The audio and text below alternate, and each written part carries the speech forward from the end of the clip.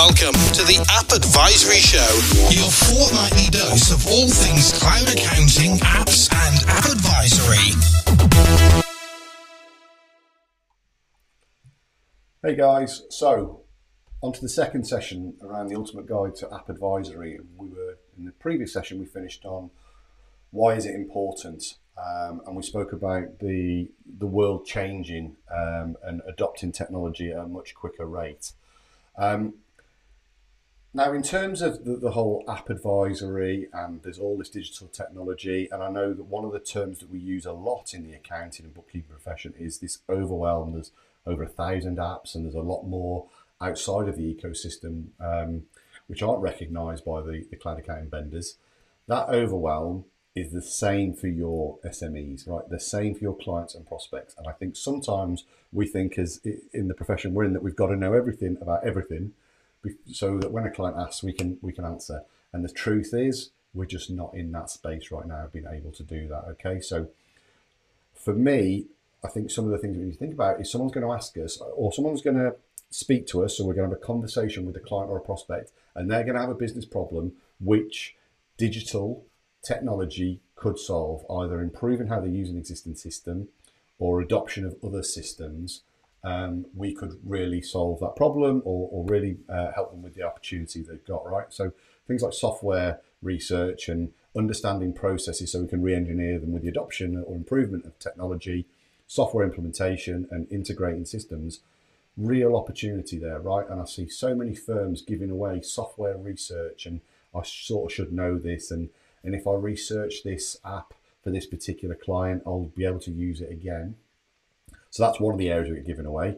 The process re-engineering, we don't look at the process quite closely enough. So if you've ever implemented any cloud accounting or any apps and then it's not quite been what they needed at the end, that's because we didn't understand the process we were trying to fix. Software implementation, again, I see that given away because, well, it'll help us as a firm overall. And system integration, I see that given away a lot as well. But if you think about this, if the client had to research, we know more than the client at least, right? Because we do have these vendor-based sessions where we get lots of education. We get a lot more education actually than the end SME, quite a lot. So our research, although it might not be as on point as we want it, it's better than the clients, right? So we've only got to be one step ahead of the client, not 100% ahead of the clients.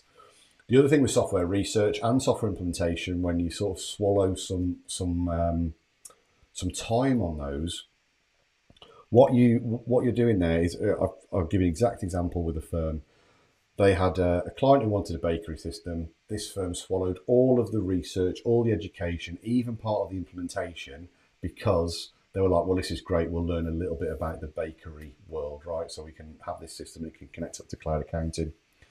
When I said to the firm, that's great, so are you doing a marketing campaign to win more bakeries, or have you got 10, 15, 20 other bakeries in your portfolio that you can go and get? And the answer was no. And so if these systems are really moving at a rate of knots in terms of adding features, adding integrations, changing the way they work, and at each quarter there can be tens and 20s and hundreds of changes, then what you've learned now, and if you're not going to go back to that education for another year, it's lost, right? So don't get in the trap of, well, I'll learn it for this one and we'll use it again. I've seen so many firms do that. So make sure that's one of the tips is if you're going to do it, you're better than the SME 9 times out of 10. And you should be charging for the research, but you do need to understand more about what you're trying to solve in terms of the processes, and then think about your software implementation and system integration, okay? So the revenue opportunity, I mean, I've given some idea of on this section about some of the services and the charge rates that you can start to think about, right? And each firm's going to be different and clients are different, but it's one of the main questions I get is like, what should I be charging? What could I be charging? And when I run the mastermind sessions and when I run the groups that I've done, the physical and the online, biggest thing is like, now I've heard somebody else what they're charging. We're well undercharging on this. So I put this out there really for you to take a gauge on where you think you are. And if you're under, you can have a look at why you're under. And if you're over, well done to you. You've really worked hard on understanding your value and also getting that message across to clients that they value it as well. So that's really good. So let's just talk through a few of the services. So we've got cloud migrations, 1,200 quid is the median. That will include some sort of training, maybe one session, and maybe a very small scoping session if we were in that. So if it's a smaller move, so you've got the 1,200 there. Now I've seen firms doing for 100 quid, 50 quid for free. Ultimately, in the world we're in at the moment, I would rather charge right now for the service they're getting right now, because the loyalty that customer can potentially give you is not within their control, right? If their business is affected by the world we're in, or their personal circumstances, and they're no longer going to trade as they are, they're going to get a job. There seems to be a lot of goodwill in I think, implementing these systems. So be very clear that you want to charge what it is worth and how much it does cost you to deliver that, right? The other thing is, these cloud systems are great value for the client as well, right? You're helping them systemize. If they're looking to exit, you would say to them, yeah, look, we need to systemize your business so you're not stuck with single points of failure within the business, and somebody else could pick it up and run it after a bit of a handover period. So it's real good value as well on the client, right? So don't forget that.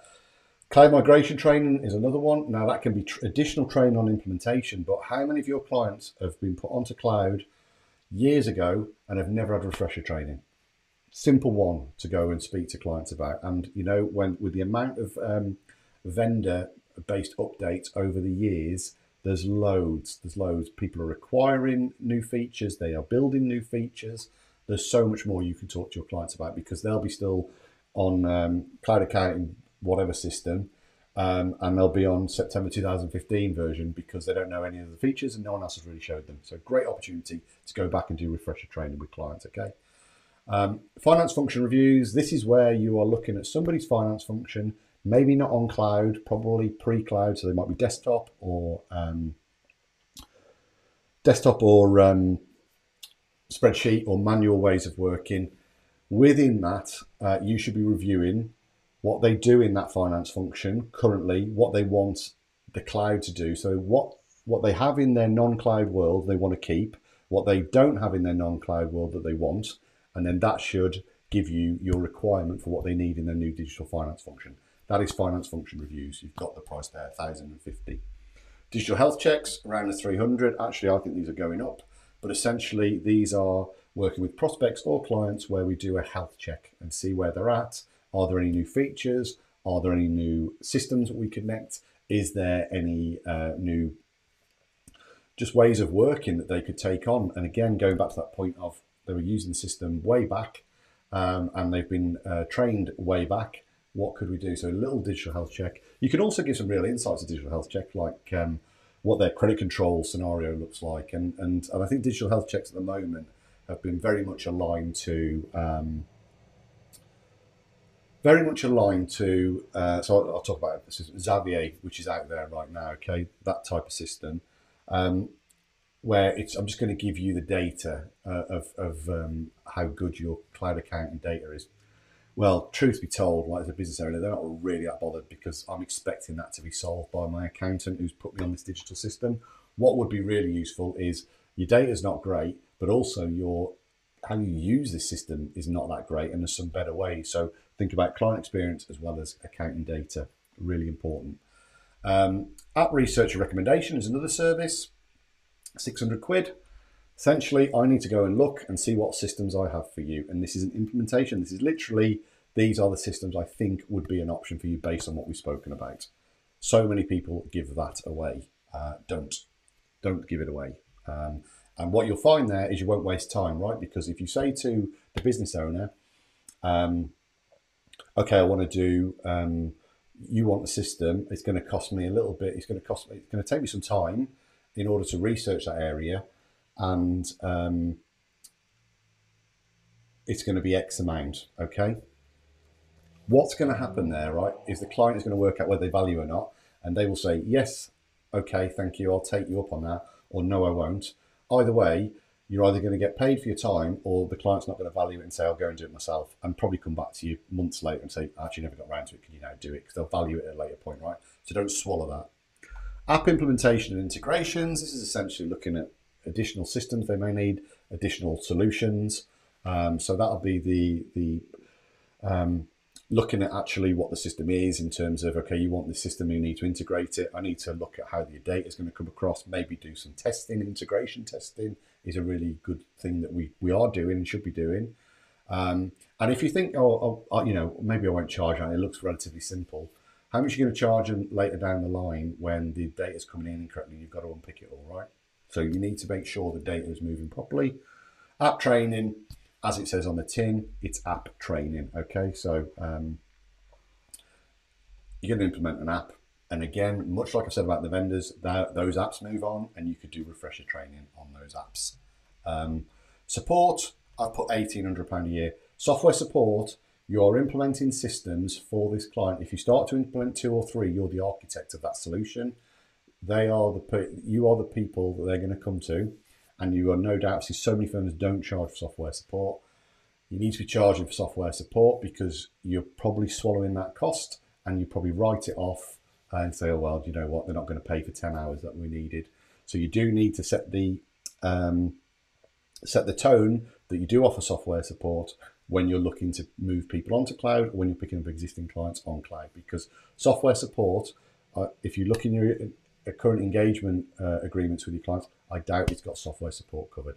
But if you're implementing these systems on behalf of clients and helping them out and training them, they're going to come back with software queries. So you're doing it, charge for it, okay?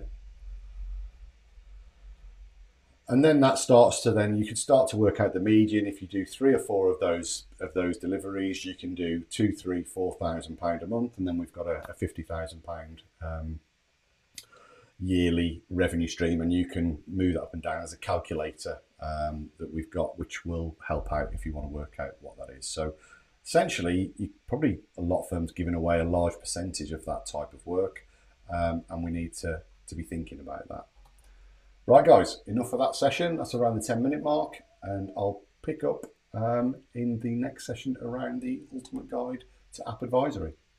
Cheers, guys.